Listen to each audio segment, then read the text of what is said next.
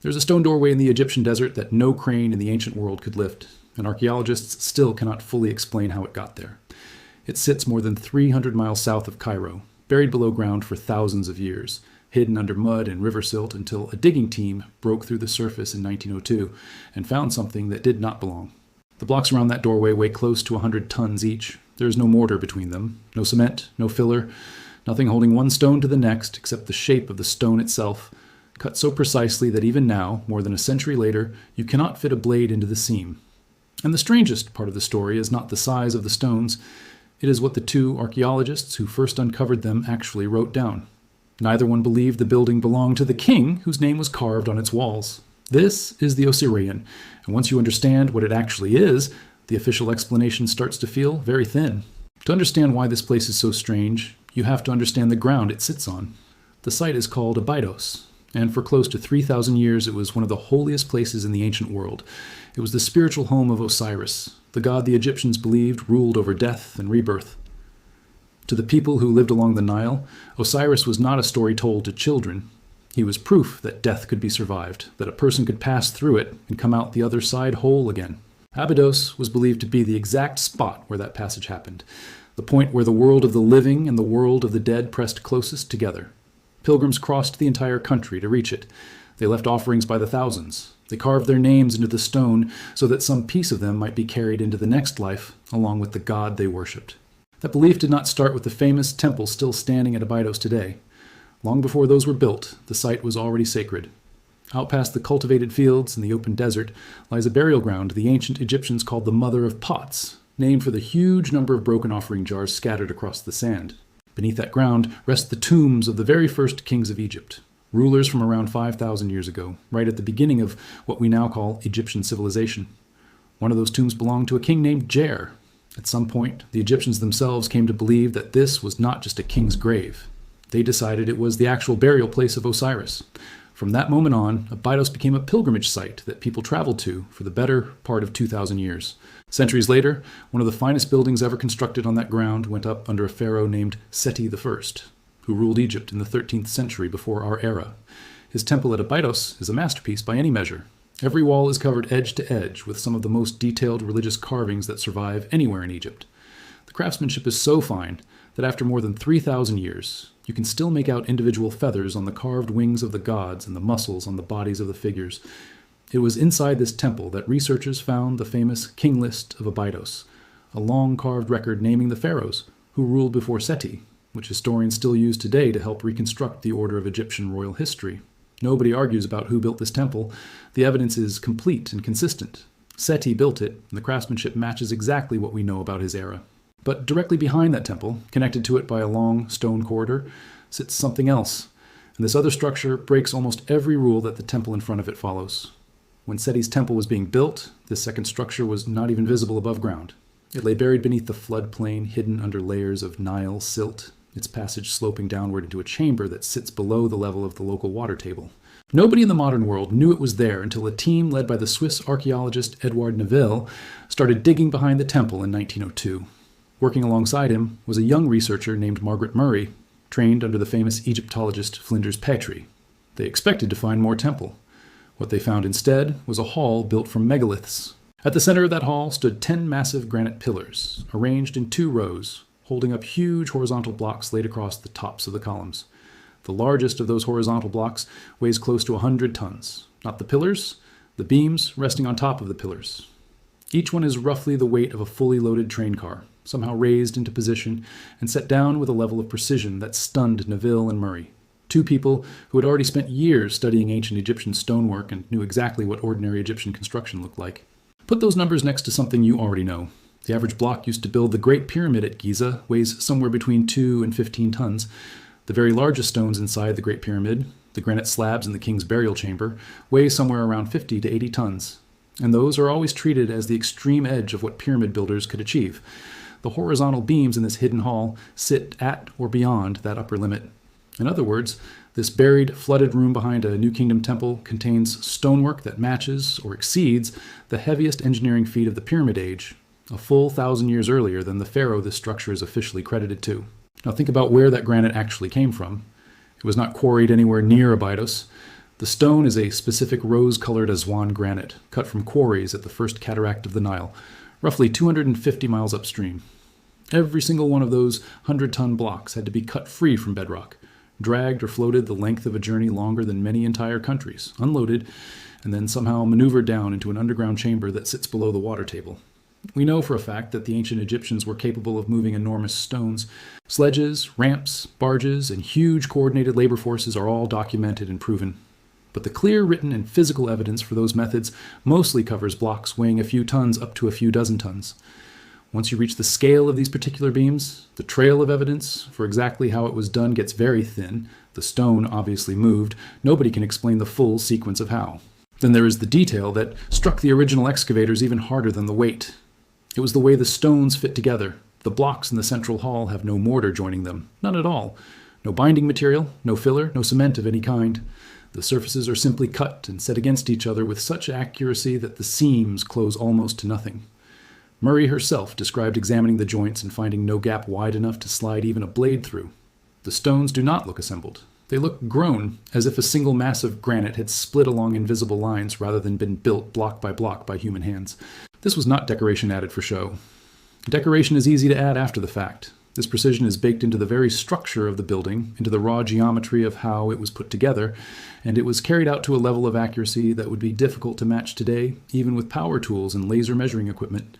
Picture standing in that hall the way Naville and Murray did in 1902, water already seeping up around their boots, the walls streaked with river mud, the air cold and heavy with the smell of wet stone. Above them, those giant granite beams float overhead, heavier than anything built during the age of the pyramids, joined together so cleanly that, in the dim light, the seams disappear entirely. It gives the unmistakable impression of something built to last forever, not to mark a single reign or a single dynasty. That impression is exactly what troubled the people who found it. Naville had spent decades excavating sites from Seti's era.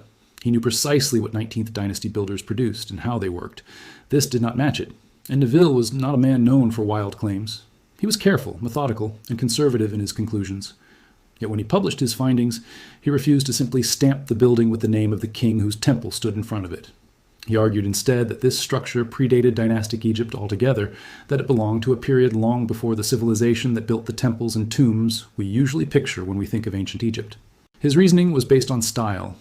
The New Kingdom, the era of Seti, is defined by decoration. Dense fields of hieroglyphic text, elaborate painted reliefs, carved scenes covering almost every visible surface. Seti's own temple, standing just a few steps away, is one of the finest examples of exactly that decorative tradition anywhere in Egypt. This hidden hall is the complete opposite. It is bare. Its huge granite blocks carry no carving on the surfaces that actually form the structure. No scenes worked into the design, no walls of hieroglyphs built into the plan of the room. It communicates through scale and mass rather than through image or text. And to someone trained in the visual language of the New Kingdom, that felt like a completely different building tradition, not a stylistic choice made by Seti's own craftsmen. There are inscriptions inside, but they tell a strange story of their own. There are passages from a funerary text called the Book of Gates, along with the royal name symbols of Seti I and his successor Merneptah. These name symbols are the only real evidence tying the structure to that period at all. But when Naville examined exactly how and where those inscriptions were carved, the picture got more complicated. He concluded that the writing had not been planned as part of the original design. It looked added afterward, cut into surfaces that were never smoothed or prepared to receive writing in the first place. That distinction matters enormously. In a normal Egyptian monument, the architecture and the inscriptions are conceived together from the very start. The stone is dressed smooth specifically so the writing can go onto it. The wall exists partly because it needs to carry that message. In this buried hall, the inscriptions look squeezed into whatever flat space happened to already exist on the finished stone, rather than surfaces built for that purpose from the beginning. To Naville, that meant someone had come to a structure that already existed, one they had not built and possibly did not fully understand, and carved their own name and sacred texts onto it, the same way a later visitor might leave their mark on something ancient they discovered rather than made. Naville was not alone in reaching this conclusion. Margaret Murray, the young researcher working under Petrie, arrived at a very similar judgment in her own published account 2 years later. She studied the site in careful detail, compared the block sizes, the total absence of mortar, and the surface preparation against everything known about how New Kingdom builders actually worked, and concluded that none of it matched. In her professional opinion, Seti did not build this structure. It is worth noting that Murray was not a passing amateur. She went on to a long and respected career in the field, remained professionally active into her 90s, and lived to be 100 years old. This was not a hasty guess from someone unfamiliar with the material. It was a considered opinion from one of the people who examined the stones with their own hands at the exact moment they came out of the ground. So in the years, right after the discovery, the two people who knew this site more intimately than anyone alive looked at the same evidence and reached the same conclusion independently. This did not belong to Seti's era. It was something older, built by hands that left no name behind until a later king apparently found it, recognized its power, and carved his own identity into its walls. Then, within a single decade, that conclusion quietly disappeared from the mainstream record. The shift happened through the work of a later excavator named Henri Frankfurt, who dug at the site through the late 1920s and published a book in 1933 that would shape the accepted view for the next 100 years. His argument was clever. He proposed that Seti did build the structure, but built it deliberately in an old-fashioned style on purpose, as a symbolic gesture meant to evoke the primordial waters believed to exist at the very beginning of creation, and to echo the mythical tomb of Osiris himself. Everyone agrees Seti's actual burial lies elsewhere, far to the north in the Valley of the Kings. So in this reading, the structure became a cenotaph, a symbolic empty tomb representing an idea rather than holding an actual body. It is a tidy explanation, and it solves every strange feature at once. Why does it not look like New Kingdom work? Because it was meant to look ancient on purpose. Why is it plain in a culture obsessed with decoration? Because plainness served the symbolism. Why is it sitting below the water table in a flooded underground room? Because the water was meant to represent the primeval ocean, the Egyptians believed all life emerged from. Every anomaly gets folded neatly back into deliberate design, and the building becomes safe and explainable again, fitting comfortably into the accepted timeline of Egyptian history. But notice what actually happened in that shift.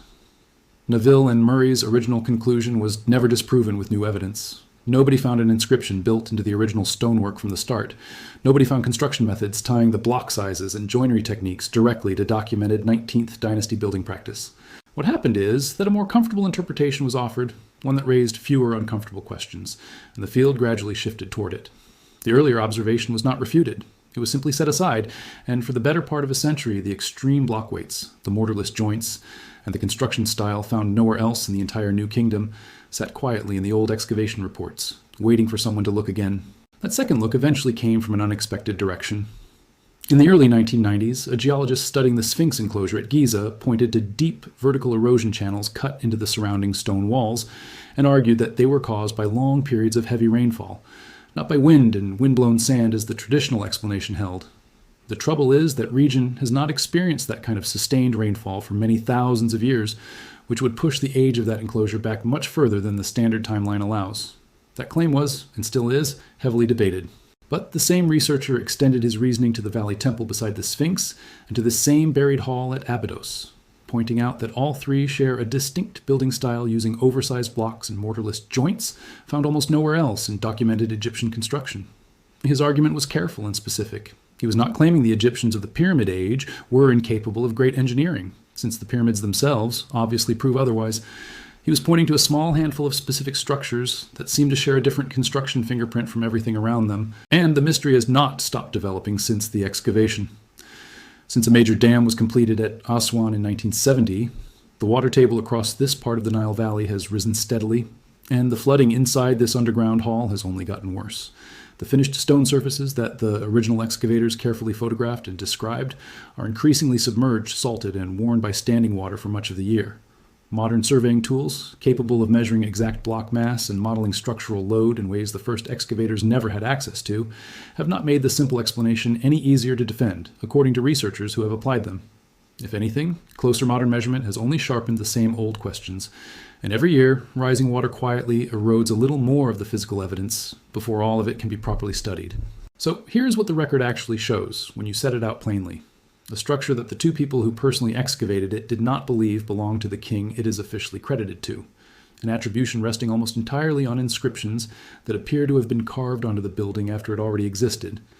A construction style that closely resembles work found at Giza, from an era conventionally dated well over 1,000 years earlier, and resembles nothing else built during the actual New Kingdom period it is assigned to. A total rejection of decoration inside a civilization famous for covering nearly everything in it, and a scale of doorway and passage and central hall that dwarfs the ordinary human proportions we associate with the people who supposedly built it for themselves. The most honest way to describe this place might not be that a 19th dynasty pharaoh built it. It might be that he found it already standing, recognized what it represented, and claimed it as his own by adding his name to walls that were never meant to hold it, the way someone might carve their initials into something ancient they stumbled across rather than made with their own hands. And there is one more detail from the original excavation records that almost never gets repeated, and it might be the strangest piece of the whole story. When the first team cleared the central hall, they noticed something unusual about the floor between the two rows of granite pillars. A raised stone platform sat in the middle, surrounded on every side by a channel built to hold water, so the platform stood like a small island in the center of an underground pool. The standard explanation calls this the primordial mound, representing the mythical first patch of land rising out of the waters of creation, and that may well be exactly what it symbolized. But look closely at how it was actually built. The platform is not rough or improvised. Its edges are squared. Its surface was dressed completely flat. The channel cut around it shows the same total lack of decoration found throughout the entire structure. No carving, no relief work. Nothing meant purely to look beautiful. Just cold, exact precision, built to a specification rather than shaped for a prayer. One member of the original excavation team even noted that the joints between the paving stones on that floor were so tight that standing water did not seep between them at all, and that the entire floor held its level as though it had been poured as a single piece rather than assembled from separate stones. That is not a casual description of a symbolic decoration added by later craftsmen for effect. That reads like the description of a working surface, engineered specifically to stay dry, in a chamber that nobody at the time could have predicted would eventually be swallowed by a rising water table. So think about those doorways again. More than 12 feet of clearance, passages and halls built on a scale that seems to dwarf ordinary human dimensions. And ask yourself honestly which explanation feels more complete. Was all of this pure symbolism, a piece of religious theater meant to overwhelm anyone who walked through it? Or does the evidence mean something closer to what it looks like on the surface, that whoever originally built this space was working to a scale and a standard that later builders could only imitate, never fully explain, and eventually just claim as their own? The water's still rising over that floor right now, quietly covering evidence nobody has finished studying. Somewhere underneath it is the real answer to who built this place first, and for what purpose. Until someone manages to properly study it before the water finishes its work, that question stays exactly where Naville and Murray left it more than a century ago, wide open. It also helps to picture what this place looks like today if you were ever able to stand where the excavators once stood.